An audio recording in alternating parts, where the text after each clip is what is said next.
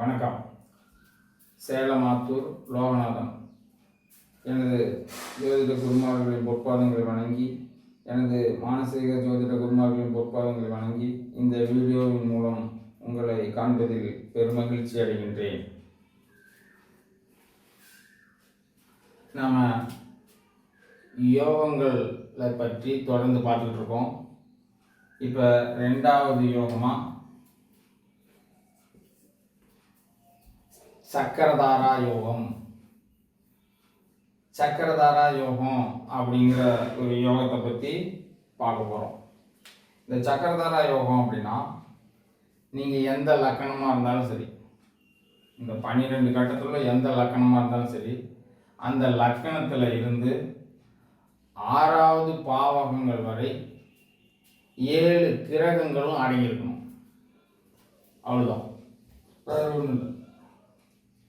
இந்த லக்கணம், அந்த லக்கணத்திலிருந்து 6வது பாவகம் வரை சூரியன் முதல் சந்திரன் வரை உள்ள 7 கிரகங்களும் 6 வீட்டுக்குள்ள அடங்கியிருக்கும். ராகு கேதுங்களை பற்றி கணக்கில்லை. அந்த அடிப்படையில் இப்போ ஒரு உதாரண ஜாதகத்தை பார்க்குறோம். கடக லக்கணம், லக்கணத்திலே சந்திரன், சிம்மத்தில், அதாவது கடக லக்கணம் லக்கணத்தில் சந்திரன், சிம்மத்தில் சனி, கன்னியில் செவ்வாய், துலாத்தில் புதன் சுக்கிரன், விருச்சகத்தில் சூரியன், தனுஷில் குருக்கேது, மற்ற எந்த பாவத்திலையும் கிரகங்கள் இல்லை, மிதுனத்தில் ராகு. இந்த அமைப்பு தான் சக்கரதாரா யோகம். இந்த சக்கரதாரா யோகத்தில் இங்கே ஏதாவது இடையில ஒரு கட்டத்தில் ஒரு கிரகம் இல்லை அப்படின்னா அது சக்கரதாரா யோகம் இல்லை. அதாவது பாருங்க, இப்போ இந்த செவ்வாய் இந்த இடத்துல இல்லைன்னு வச்சுங்களேன், செவ்வாய் இந்த இடத்துல வந்துடுறாரு.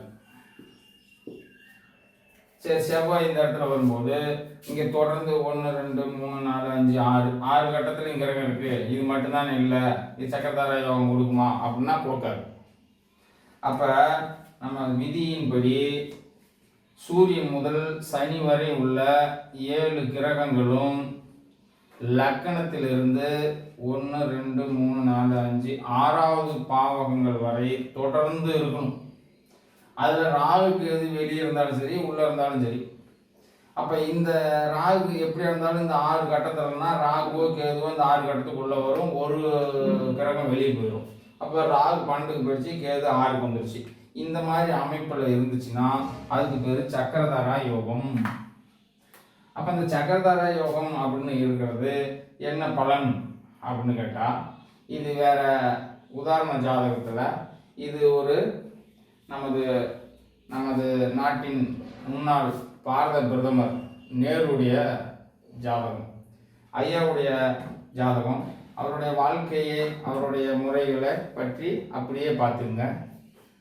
இந்த ஜாதக அமைப்பு கொண்டவங்கள் முதல்ல ஒரு அரசன் ஆவார், பெருந்தலைவர் ஆவார்கள், அரசன் ஆவார்கள், அனைவரிடத்தில் நன்மதிப்போடு பழகுவார்கள், நல்ல செல்வ வசதியோடவோ வாகன வசதி, வீடு வசதி, செல்வாக்குள்ள ஒரு ஜாதகராக இவங்க திகழ்வார்கள்.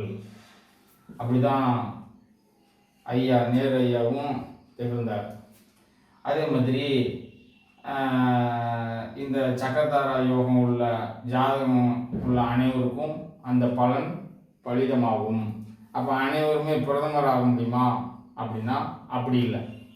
இந்த யோகம் உள்ள ஜாதகங்களுக்கு நற்பலன் உண்டு, இந்த சொன்ன பலனும் உண்டு.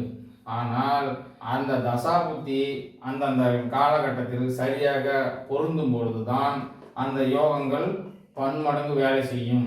இல்லை என்றால் அந்த யோகங்கள் கட்டத்தில் இருக்கும், வாழ்க்கையில் நடைபெறாமல் இருக்கும். அப்படிங்கிறத புரிஞ்சுக்கிங்க. நாம் அடுத்த யோகத்தை பார்க்க அடுத்த வீடியோவுக்கு போவோம். வணக்கம்.